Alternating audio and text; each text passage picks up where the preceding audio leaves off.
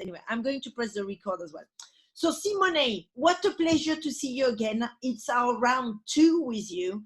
We've been eager and waiting, for this second round of your class since the last one, which was about alternative history and pluralistic history, and your book as well, which I hope we can find actually in English as well.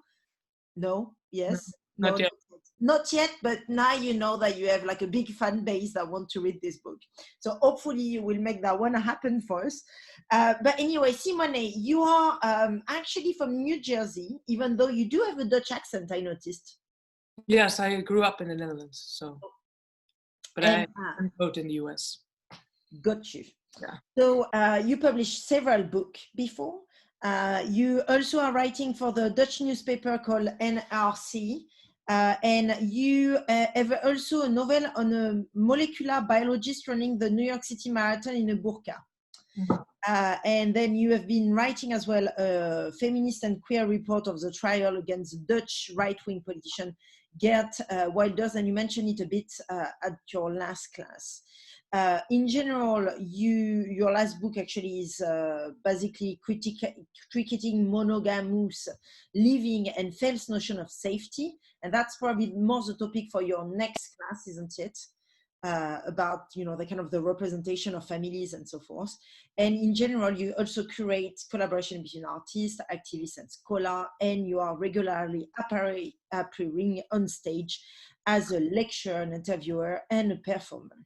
That is it for me. And I don't know much about your class apart from what is inside the set of reference, which I'm going to share in the chat section for everybody in case they've not read it prior. But over to you, please. Thank you. Thank you so much for this introduction. And good to see some familiar faces again. Hi, thanks for having me again. Yeah, today we're going to talk about anal terror, which is a text by Paul P. Bresciato. And yeah, it will be about the anus. We all know what that is, right? Just get some nods, maybe. And I'm saying anal, anus, okay, just checking.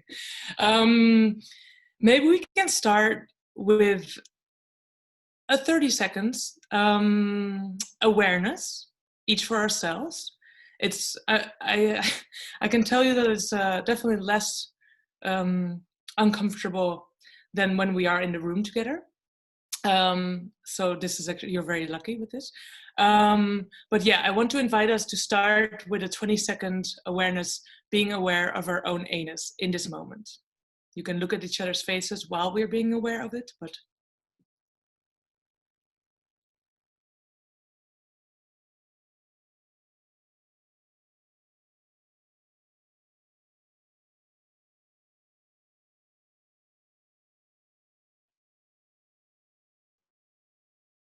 so we all got a little connected, reconnected possibly.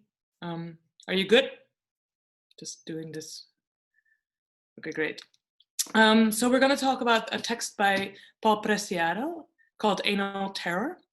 Paul Bresciato is a writer, a theorist, a philosopher, writing a lot about architecture, writing about queer theory, trans, living in a trans body, technology. He's also known as a curator. He curated Documenta in Athens. He also works together with porn makers often. I'll show you some of his books. He's most known for this one, Testo Junkie, where he talks about sort of the addiction. He calls it an addiction. He calls testosterone and using testosterone or taking testosterone, he calls it actually a drug. So he doesn't relate testosterone as a hormone to becoming a man.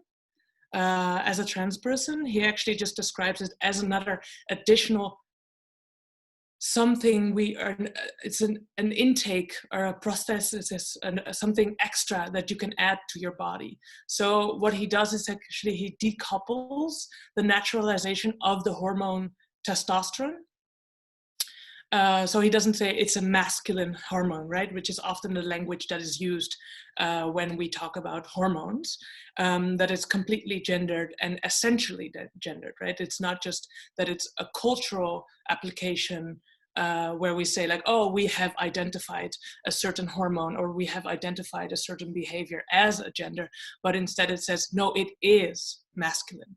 Testosterone is masculine. So in the book, he talks about his addiction to testosterone, and he also writes, I think, beautifully about the pharmaceutical industry. And he basically analyzes and dismantles the way that pharmaceutical companies have gotten such power that they actually create diseases.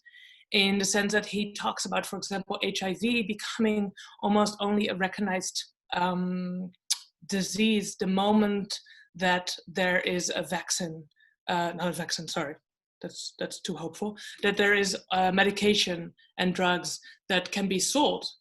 And this is also, of course, why on the African continent, people are still dying of HIV in huge rates, where this is not really brought to the attention because the pharmaceutical companies are not taking advantage of that enough, so to say. So basically, he really talks about the ways that the pharmaceutical industry creates disease, which I think is also really interesting at this moment, right? I think this is something we have to think about. And then he writes, for example, about architecture. So this is about the architecture of porno, as well as the Playboy Mansion. He has a wonderful essay, I'd say, in the Funambulist. I don't know if you know the Funambulist. It's a magazine. They're based, I'm seeing a lot of nods, great. Right now they have a lot of their content for free online. I'm sure you're already getting bombarded with content since you're doing this school, but yeah, check them out. I think this essay is really great. It's called The Architecture of Sex, and it's about the architecture of brothels. And yeah, again, the sort of institutionalization of brothels and the institutionalization of sex and what that did. It also talks a lot about the development of the pill, the way that contraception is engineered, so to say, and how it used women in Puerto Rico to test them without their knowledge. So it really talks again about the whole background of this pharmaceutical industry. And then the latest book that just came out, An Apartment on Uranus, is his collection of columns in a French newspaper.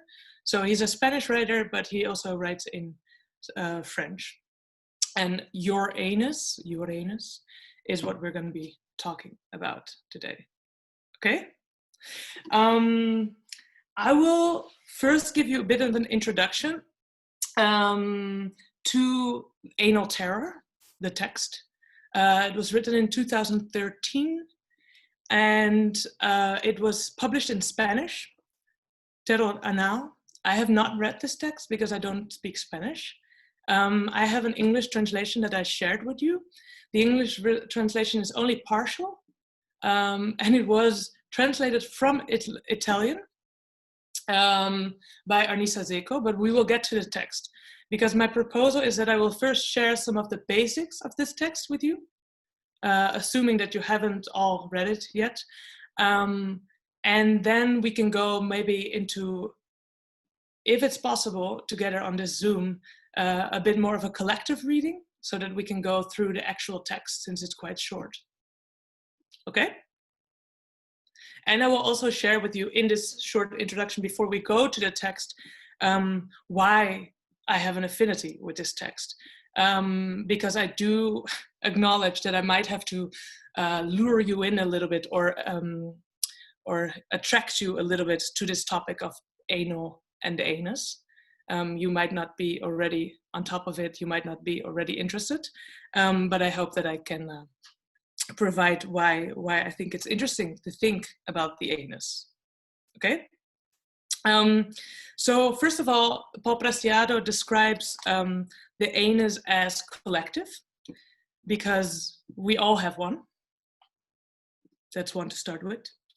And also at a young age, we learn to control the anus. because most of us get potty trained. And with the potty training, like going to the toilet, we also learn to privatize the anus. It's not something we are showing in public. It's actually something we also do not consider as pretty often. I mean, there are, of course, counter aesthetics to that, luckily. But not just that, it's something we do not shit in public, to say it like that. Why Paul Preciado likes the anus is because it's not gendered. So there's no ascription of sex to the anus. If you look into the dictionary, you will find that penis and vagina are both gendered. They're assigned to male and female in a dictionary, and the anus is not. Another aspect that Paul Preciado, and we will get into this when we see the text together, is that the anus is seen as passive. So it's the moment that, for example, for what is considered a male body, the anus is the place of penetration, and closing the anus, closing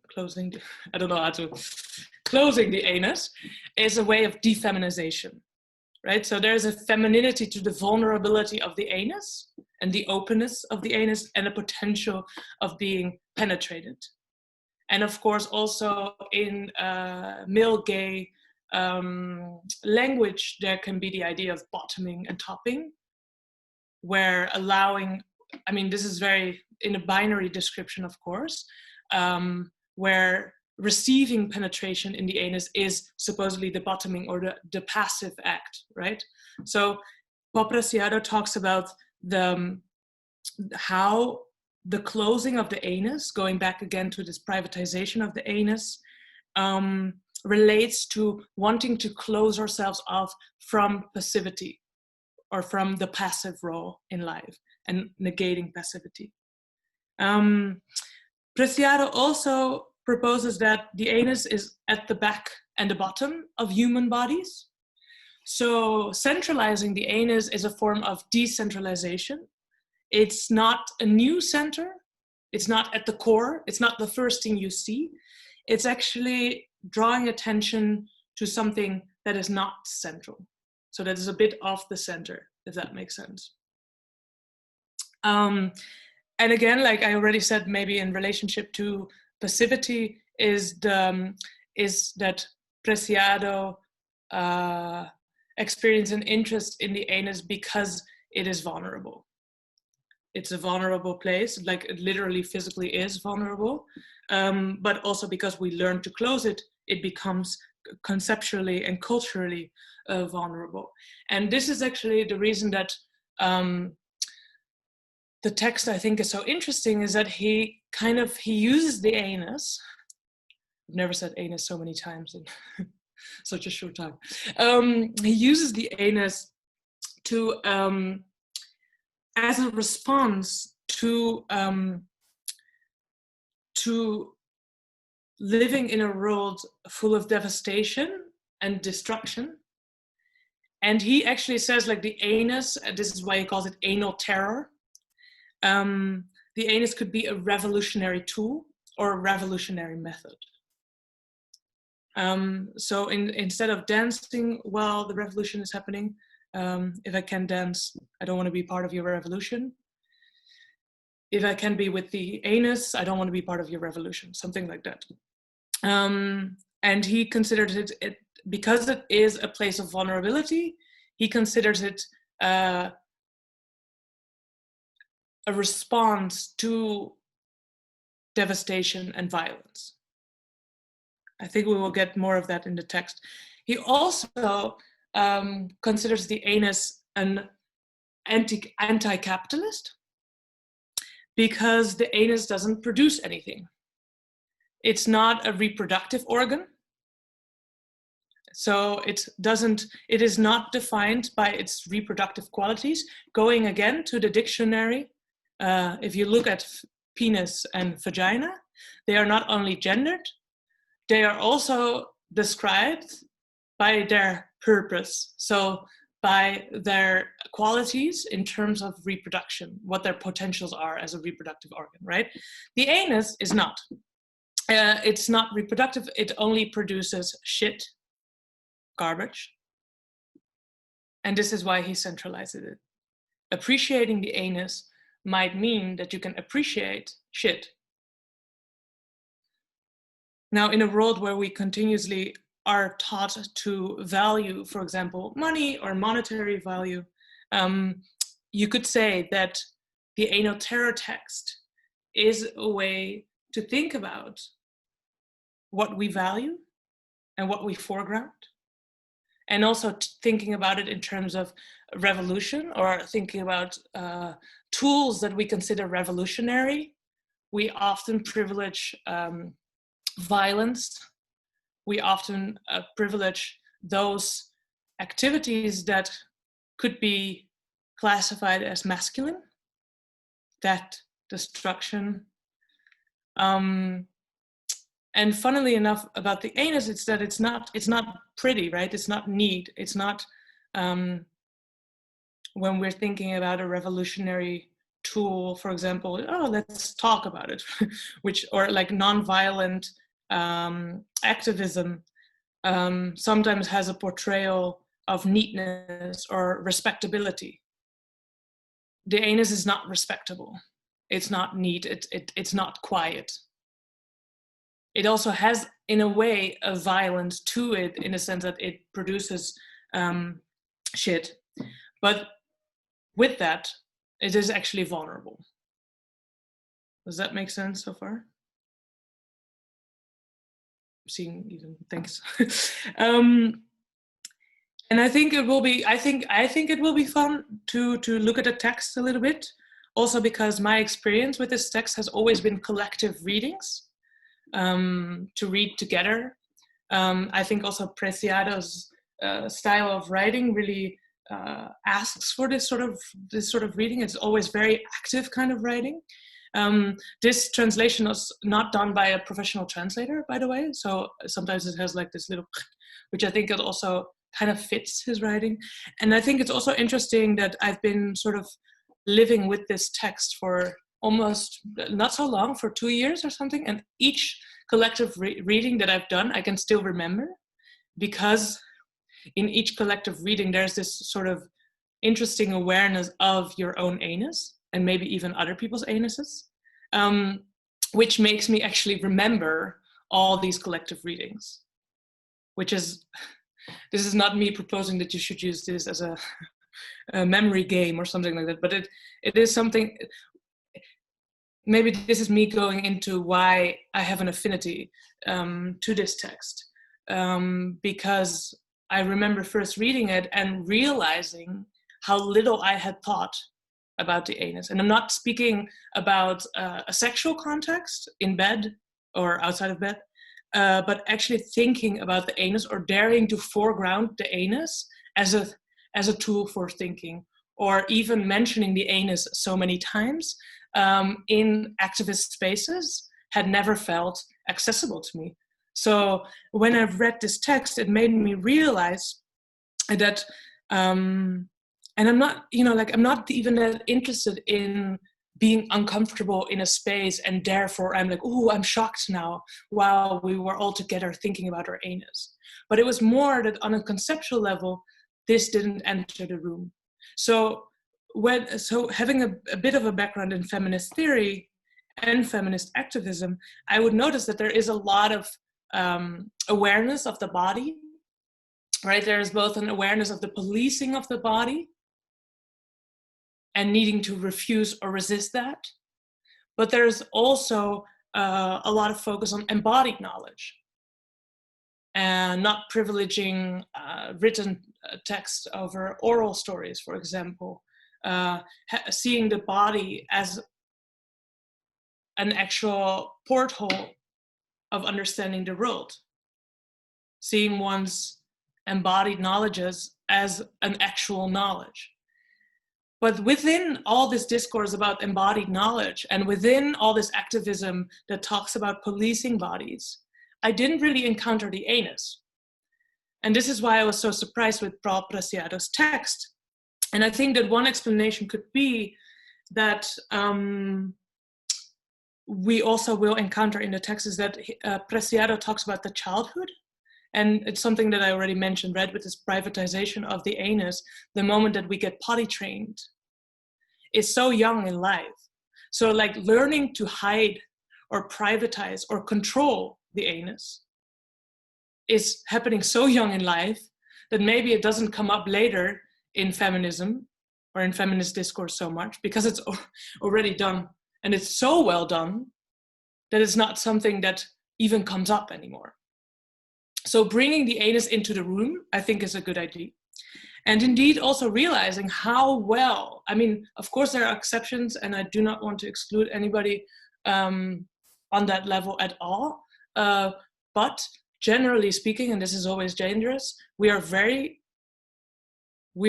apt in controlling the anus. Most adult people do not have a, yeah, this is a very generic, I'm not even going to say it, but you know what I mean, I think. Right? Yeah.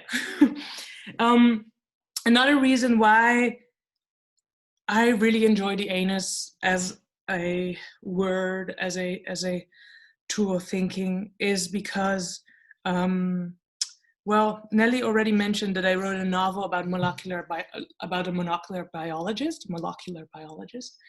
So I've been to some spaces where biologists or other kind of natural scientists walk around, inhabit. And it's always been really interesting to position the anus in a conversation with a scientist. So I remember recently I was in conversation with a biologist who did this research on snails and the behavior of snails. And they have a pretty fluid sexuality, he was saying. And he would classify the amount, the time that snails would have foreplay and the time that they would have actual intercourse. And he would also classify that snails can apparently change their gender, but that they do choose on one point that there's a male and there's a female. And all of this research is super interesting, and it was sort of meant to queer our vision on biology, because it's usually very heteronormative, right? We always think in male, female, and how are they mating?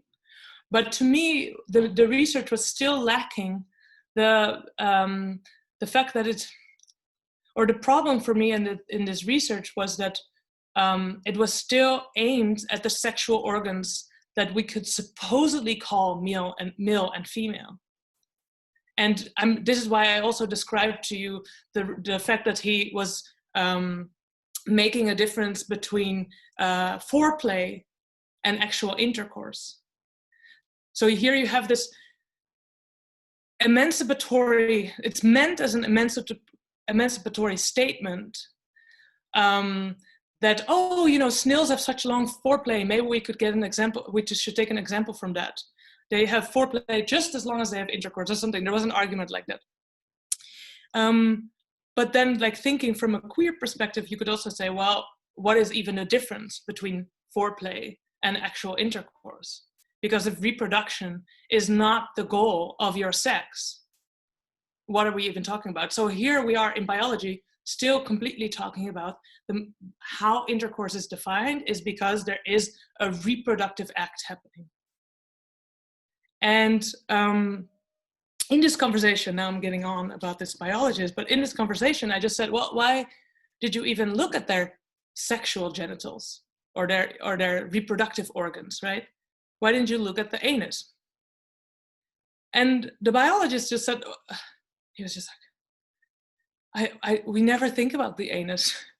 And he said, well, and also it would be so weird because snails poop on their head.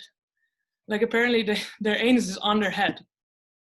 So I was like, wow, so you have something that you think looks like humanity or like human behavior, which is also, of course, constructed.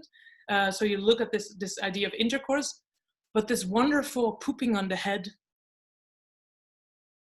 is completely not part of this research. So why I'm going on about this so long is that if we switch our interest, and I'm not saying like that we have to now all think all day about the anus, but here you do say that bringing in the anus can be a bit of disruption to how we think. We need to think about behavior, and especially sexual behavior, and especially reproductive behavior. And the fact that somebody can say, well, I never thought about the anus of a snail that I'm studying every single day of my life. I'm studying snails, but I never think about it. But you know, it's funny, they poop on their head.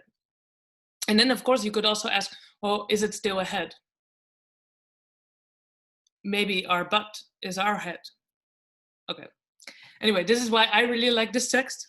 There's another aspect, is that I also personally, and I really wonder how you feel about this, I really recognized that I'm really disciplined when it comes to the anus, or when it comes to intestines and like not farting, etc.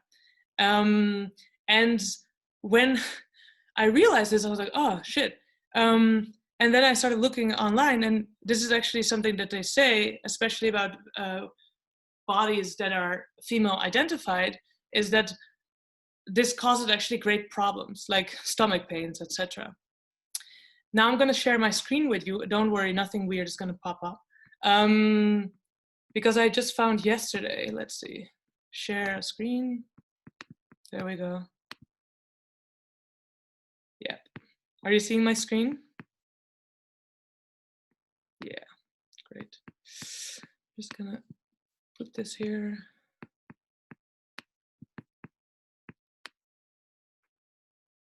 Don't know if you're familiar with this.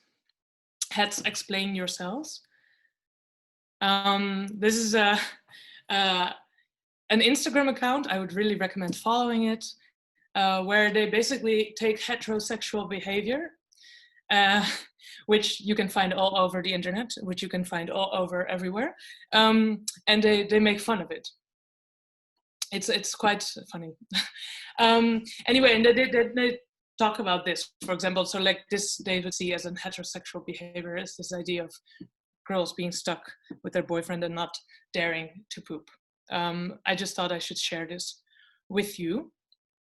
I will ask you on one point whether you recognize some of it, not that you have to talk about it in a personal sense, but you can. I also wanted to share with you, before we go deeper into the text, a work that I made that it was called, I'll show you. You're still on my screen, right? So it says Allegory of the Cave, which is, of course, referring to the allegory of the cave by Plato. And this is a performance that I made. Here you see me writing. This is Yen. She's, as an audience member, she's present. In the background, there is porn playing. It's a queer feminist porn showing anal sex. And it was actually kind of a cave. And it was in an exhibition space. And I would draw on the walls. Part of the walls are covered with quotes by Paul Preciado.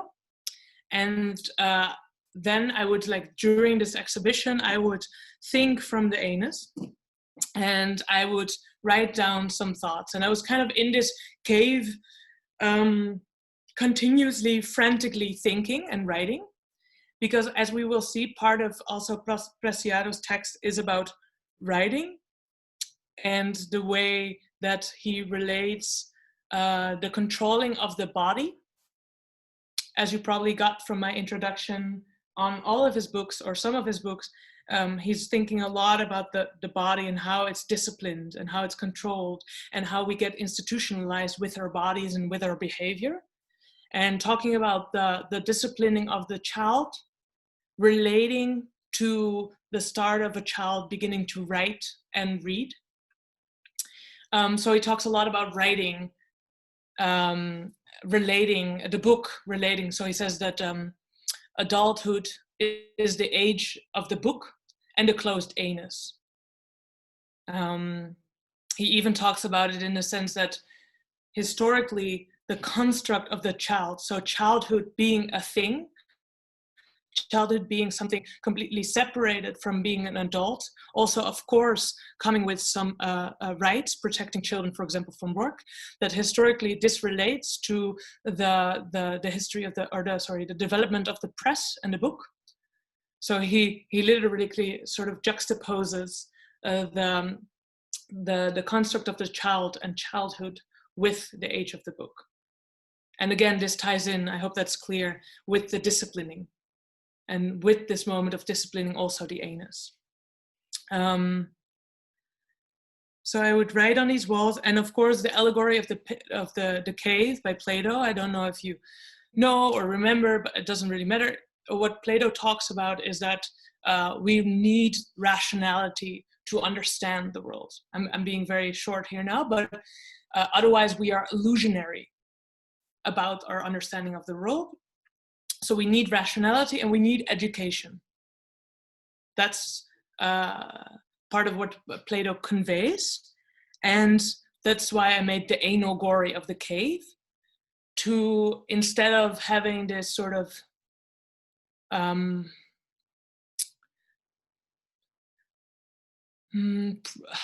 privileging of the rational, of education as a sort of rational structure, a linear structure of progression also. Like you learn something, you learn more. Like there's this linear progression of what you know. I wanted to go to the anus and to sort of also the idea of sexuality holding knowledge. And almost a sort of stream of consciousness happening also with this sort of writing, where it's kind of messy. It's not well structured. I would also some thoughts would become illegible because I would write over each other, or it would be crossed out because it would be chalk. And I also used Paul Preciado's writing on architecture to think about sewage systems, because of course this is about distribution and who gets to have access to well-working sewage systems, and also taking up Paul Preciado's notion of shit as something that could be potentially, like I was trying to think about shit as something that we could value.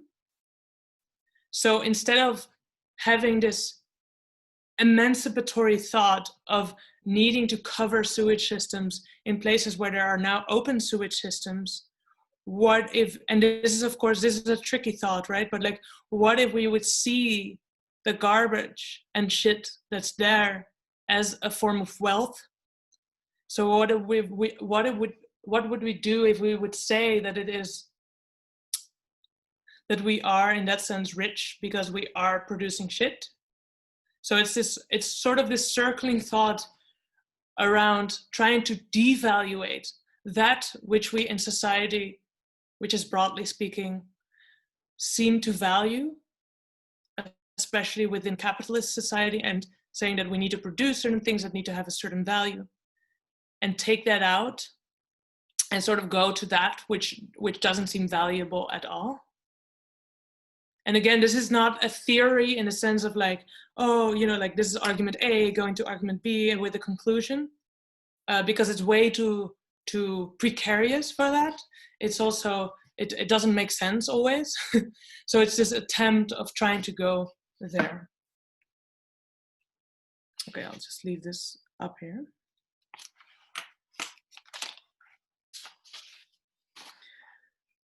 I would like to go to the text. Let me see the time. Do we want to do and try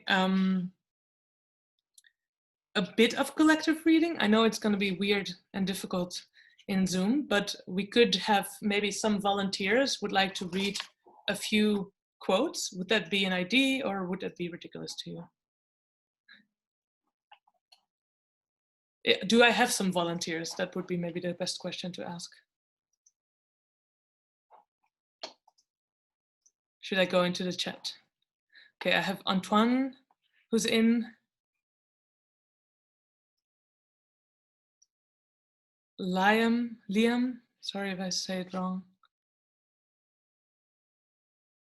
Anna, Patty, sorry. That's perfect. Okay, I'll get the text in front of you.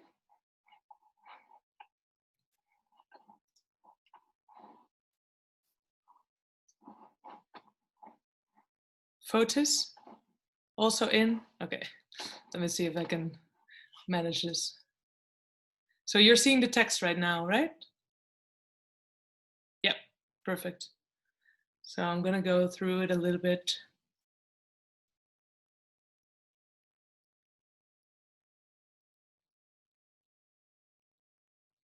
Okay, I think we can, here it's just, I'll just skim through this before we let someone of the volunteers read. But here Preciado talks about that white feminism gets stuck on this gender binary, and that it continues to talk about the gender binary, like how are women doing in comparison to men, or how would they do without men in a sort of radical lesbian context. Preciado talks about that Black feminists, of course, complicate this notion of just talking about the gender binary as a form of oppression, so complicating it. And this is the start of his argument that the anus helps us or relieves us from getting stuck in this binary. Because even though he completely recognizes the real consequences of this binary, he also, Preciado also proposes that we cannot continue to think from it, right? Because we will not get out of it. And that's also why he would propose the anus as a way out, so to say.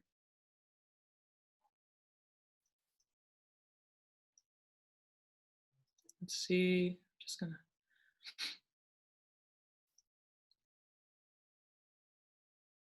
Here he talks about also, here the struggles for, ooh, sorry. So the pink highlighted, talking about identity politics and some revolutionary thought becoming normalized and therefore part of identity politics, in a sense that it's about claiming a certain identity. And I think that what he does here is that he also establishes this argument that the anus again escapes this identity, because first of all, we all have one. And it's also not like you have to sort of put your anus on your chest and like carry it out, but that the hidden qualities in our lives are just as much revolutionary tools as the ones that we can carry out in a visible way. But of course, you can walk around with a badge if you like. So I think this one is also, maybe somebody can read. Let's see, Antoine, do you want to read the pink? Yes, part? I can. Yeah. With a bonus French accent. Great. This is our revolution, the decolonization of the body and of desire, of memory and of pleasure, the collectivization of organs, fluids, and reproductive cells, the invention of new non-necropolitical forms of love and affection. Yeah, thank you so much. Yeah, I think here, mentioning this before already, the focus on necropolitics, or here non-necropolitics. So necropolitics is this focus on death and how, and again, disaster as well, sort of, and violence. Like how should those be policed, or the policies that institutionalize the sort of the negation of living. It also reminds me of this current moment, for example, in the US, what is happening where abortion cannot be carried out, is what they say, because of coronavirus, or they're using coronavirus to implement some plans that they already had that prevent or prohibit abortion. And this you could call, again, also necropolitics. So it's about the prevention of life, or it's about the hinderings of life. And I think that what's happening in Anal Terror is what Preciado, I think, does in all of his work, is that he, instead of focusing on this necropolitics, he focuses on the qualities of lust, of party, of sexuality, so love, affection, intimacy, realizing, or like understanding and bringing forward the violence in the world, but also trying to formulate a revolutionary tool that doesn't respond to that with the same measures or in the same energy as that. And therefore, he pushes for this sort of pleasure thought. And I think that also relates to a traditional binary, again, thinking back, for example, to Simone de Beauvoir, where she writes that it's because women give life and men can kill. It's that killing is privileged and seen as more important and more brave in the world than giving life. So here again, the divide with necropolitics and this sort of pleasure activism. So I think this is the sort of discourse that he's tapping into, if that makes sense. Ooh, I see a book, Pleasure Activism, with Alisa there. Thank you for... Who is the writer again? You would have to share that. I'm trying to think. Audrey Marie Brown, I'll write it down. That's true, yeah, great. Okay, we had some more volunteers. Let me see.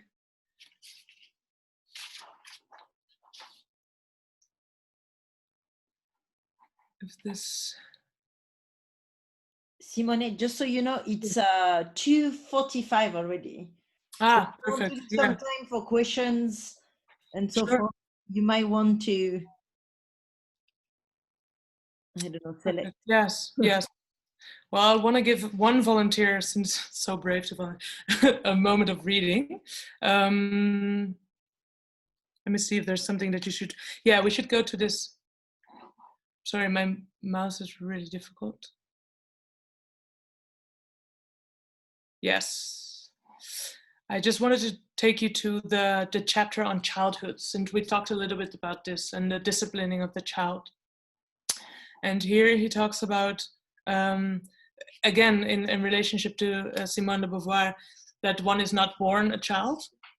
So as Simone de Beauvoir would have said, right, like one is not born as a woman, you become one, you get trained into one. Here he covers that also about the child, so that the childhood is not a pre-political state, which is of course also relates to the discussion, for example, saying that, oh, children are innocent. But then when we look at it really, we see that white children are seen as innocent. But when it comes to children of color or Black children, they do not get this sort of space of being innocent. They're often seen as older, or they're already criminalized at a young age. So here he's talking about the childhood not being a pre-political state, and also this moment of privatization of the anus. Which here you see this quote about the age of the book coming up. I'm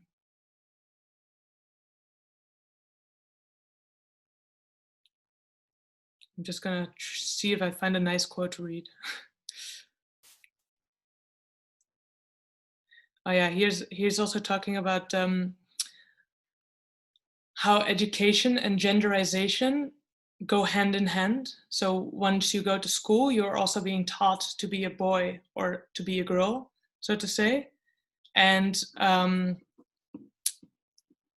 here he's talking about the intersex body breaking that this moment where, so when you have to when they perform surgery on intersex bodies, this is because the socialization in school and family and state cannot function with a body that challenges the binary categories of sex and gender which they work. So it's really taking this chapter on education and what it does. Okay, because I'll just, Liam, do you want to read the pink part? Yeah, sure. Biopolitically, adulthood is this, the age of the book and of the closed anus. Thank you. Yeah, I think we could go over this more and more, but I think we should go to questions then. See if something wasn't clear, or if it was, or if you have thoughts, or if you do not like the anus. Do you want me to stop sharing my screen for now? Okay, so everyone, I guess that's the call for question to our friend Simone. So feel free to, maybe let's try something different where you actually just take the microphone, then you appear on the screen.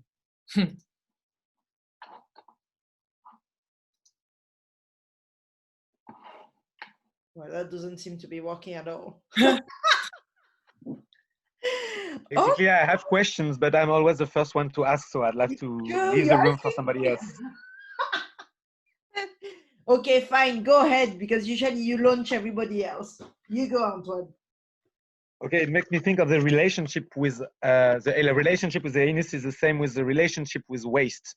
It's considered a dirty thing, and so we take it out.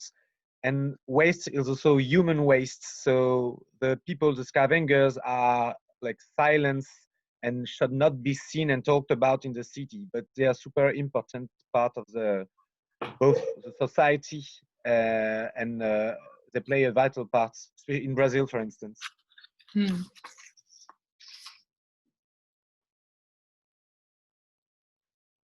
Yeah, no, I don't know if I should respond to that, because I would just see that as a commentary and a very valuable one.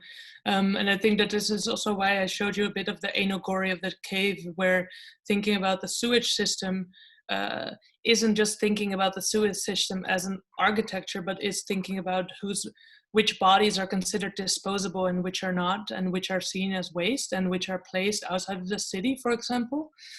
So in the Netherlands, in Amsterdam, we see that the people that we call homeless people are placed outside of the city center. So again, this question of like, they are still there, of course, but the institutions that would care for them, so to say, are placed outside of the view of people living in the city center, which is why I'm interested in this architecture of the sewage, because it is this question of like, what are we allowed to see, which infrastructures of life that make our daily lives. And this is, of course, with the sewage system, it's a very obvious one. It's like, it's not just a one-time-a-day event. It's something that's continuously is part of our day, but is still super invisible in a way. You have as well a comment from Shameli on William Blake. Are you here, Shameli?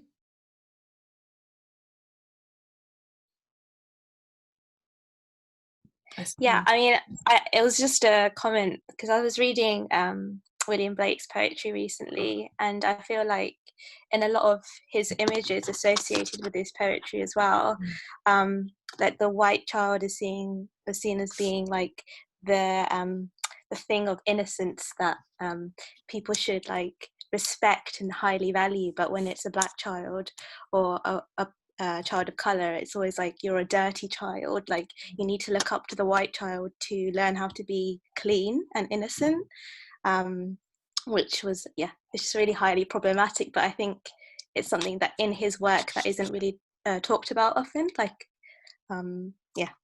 it's just Thank you. Yeah, and also this is also referring to this idea of like whether we should, this question of respectability politics, whether when something is considered dirty, should we tell people, no, we're actually clean? Or should we say, yes, we are dirty?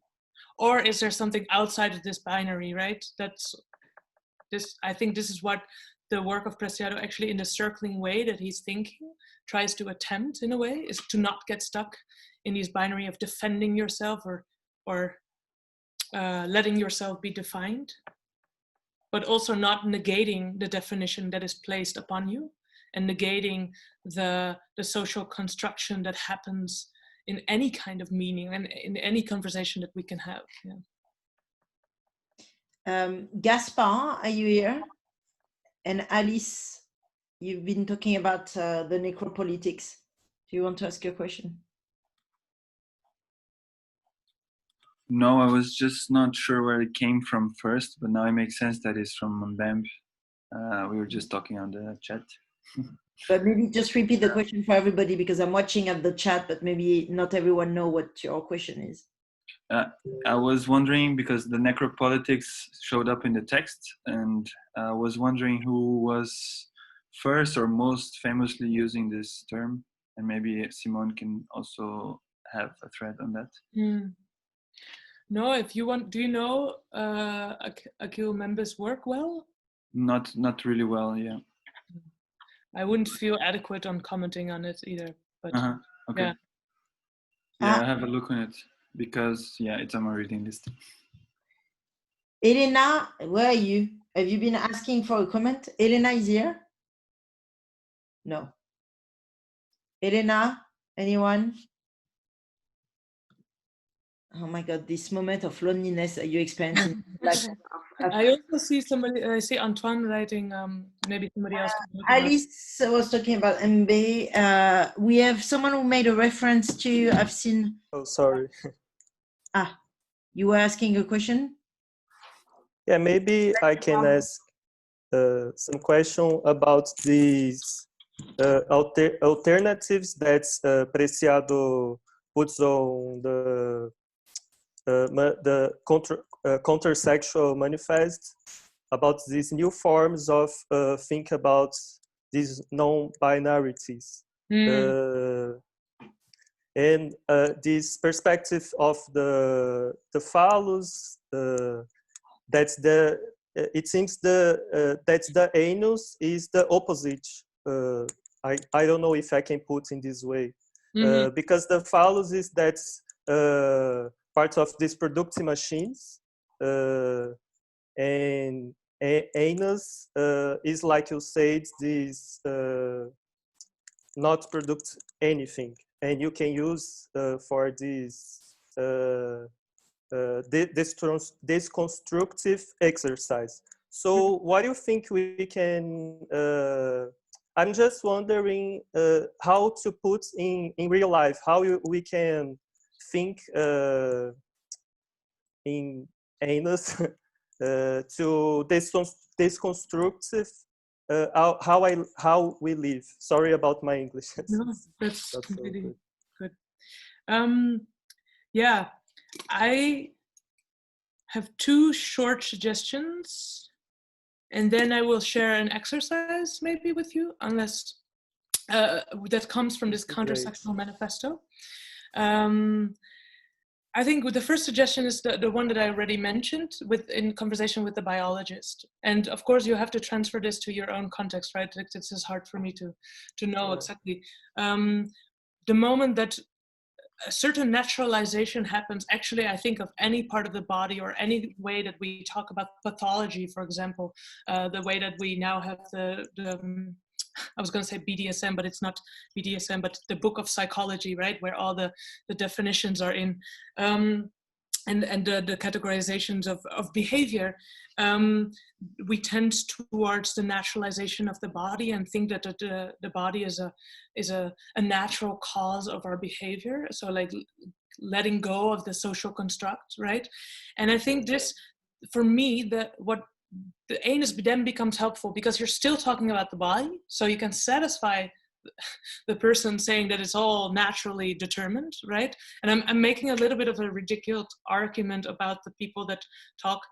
I know that they don't all say like, oh, the body determines everything, but I think it's actually much worse. It's that we start to believe these definitions are somewhere to be found in this body, especially talking about pathologies, right? Then this moment, I think it's actually, I like that to bring the anus in, because it is an actual quality of the body, like most people can identify it's there. And of course, the anus can be complicated as well, because there's also organisms that were found where the anus withdraws after it poops. So the anus appears when it poops or shits, and then it disappears again. So then you have, you know, like we can question about any physical quality, of course. But then to basically how I use the anus is to decentralize, right? Like is to destabilize a certain way of talking that is happening. So in the case of the biologist, it's very clear. It's this question of like, why, if you're looking for a queer perspective on biology, but you're still using the categories of sexual or reproductive organ, so you're actually finding something that's a little bit off from the normal, but you're not destabilizing in any way the structure of thinking, the structure of looking at an organism. You're still categorizing this organism in similar ways. It's just a little bit more fun or a little bit different, you know, but we don't need a little bit different. We need something completely different. And to ask somebody like that, well, what did you think about the anus? Or why are you not interested in the anus?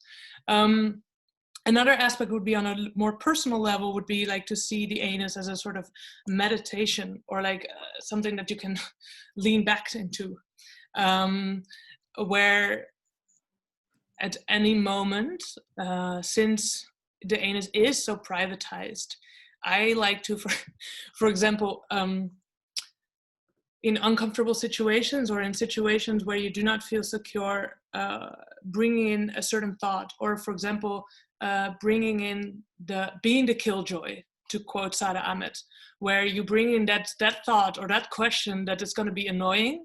Like I literally like to just think about my anus and think about Paul Preciado having written this text for our anuses, and not to be like, oh, you know, like imagine that other person naked. But actually imagine yourself naked, but not naked in the sense that we have been taught that could shame us. Like this idea of like, oh, remember this nightmare that we all have, like when we're speaking in front of a group and you're suddenly naked and you didn't realize, something like that. Where, so a lot of our, and of course I cannot speak for all people's cultural and backgrounds, but most of us probably do have some sort of experience regarding body and shame, and the anus is so well shamed, so well privatized, that we do not even have to shame each other for it. Like it's not like, oh my god, what does your anus look like, or you must have a very dirty anus or something, right? Like it's not even part of the public discourse. So that gives me a feeling of like, if I feel disempowered about the sort of killjoy that I have to be in a certain space, I just think about the anus. Does that make sense? Maybe. Yes, definitely. Just Simone, we do have like a few more questions, but the thing is, we are going to have to wrap up very quickly. Yeah. So that means that I'm going to kind of read through a few of them, and then maybe you can just, whoever is asking this question will ask them in literally one line. So Elena, if you want to go ahead, you have a question about jail and basically throwing shit in jail. And you will tell us about that. LV, you have a question which is related to adulthood and the closed anus, and then we have Faustis who's talking about the Western toilet. So you have like a big variety here, and then eventually destabilizing. We will never manage to answer all of this question. I'm sorry, everyone. But let's go ahead. Elena, are you here? Elena, round two. Hi, I'm here. Sorry, I was out before for a moment. Well, thank you very much for your presentation. It's amazing, fascinating. I was just thinking to ask you if you had a comment about the act of shit throwing in prisons. So it's like there is a certain culture of shit throwing in prisons, especially maximum security prisons, and or among political prisoners. So I just want to ask your opinion, if you see any kind of pleasure or a kind of resistance to this act. What do you think? And just everyone, Elena is actually one of our teachers as well that replied to the open call, and you will have a class with Elena, I believe, when is it, next week? Yes, 2 weeks. Hi to all of you. On queer theory and applied in the jail system, right? Yeah, prison studies and queer theory.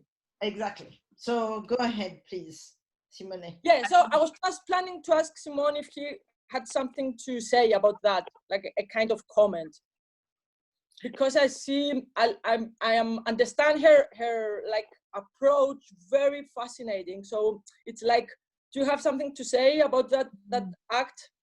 Did you see any kind of meaning to that? Because criminologists are very like hesitate to understand any kind of meaning to that.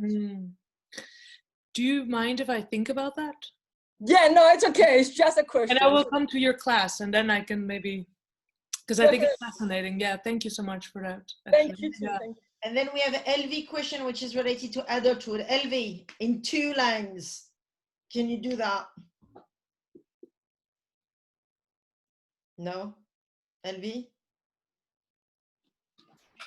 She has a problem on her microphone. She said it on the... All right. So LV is asking, can you see that question or not? About the reference to adulthood as a closed anus and the age of the book.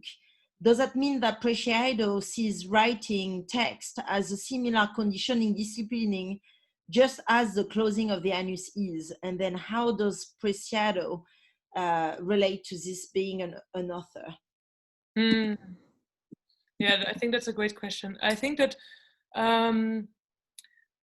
partly I would say that he doesn't know, because he actually asks us, I will share my screen again, to think about the kind of writing that we would perform from the anus. So how can one write with the anus? What can we learn from the anus? Oh, you see the questions here. But I think this question about how can we write from the anus is an excellent question. And this is also why I wanted to do the anogory of the cave. Like, if you sort of centralize the anus as a place to think from, does this bring up different thoughts? Does it give a different energy to a performance? Like, also, performing the anus is of course something different than being, for example, caught in the act of something anal. And I think that something happens already when you centralize the anus. But I think that part of it, you could say that there is as an aspect of letting go, since when you realize how controlled the anus is and how socialized the anus is and privatized, there could be a way of letting go. But what this results in terms of writing, I don't know. He does talk a lot about the learning to write, as well as learning to fear your own body. So the moment that you're disciplined in school, you're also taught not to masturbate or to repress masturbation, and to fear your own desires, your own bodily desires. So I think that, yeah, if you're interested in this, it's really interesting to look into that text also. And it references to a lot of other texts, but especially also in the context of the University of the Underground, like thinking about education, right? Like, what does it do? And like, how does it discipline our bodies also in an online context? You can fart right now and your classmates wouldn't know. Does it alleviate a certain embodied discipline? When the feminist movement started, they hoped that the digital would free women from being shamed, body shamed, etc. It had exactly the opposite. The same is happening right now with racist attacks that are disrupting Zoom meetings, right? We think that it alleviates some sort of embodiment, but it doesn't, it just reproduces. So then last question, unfortunately, everyone, which is one by Fotis. Fotis, where are you? Fotis? I don't know if it's your real name or not, but Fotis, make yourself known to us. I'm here. Do you listen? Yeah, we can hear you. No, I'm not sure if it is a question. I was just considering the replacement of the bidet with the toilet paper in the Western civilization. And I was thinking that this makes us just become even more distant from the anus because it's just one more attempt to not touch it even more. And I was thinking myself, because I was raised up using a bidet, and at one point we just removed it from the house and we started using toilet paper. And it was the point that I stopped exploring or being in contact with my anus. Mm. That's And beautiful. this is part of the Western Yeah. civilization, I suppose. Yeah. And practices. Absolutely. Yeah, and also the difference between crouching and sitting.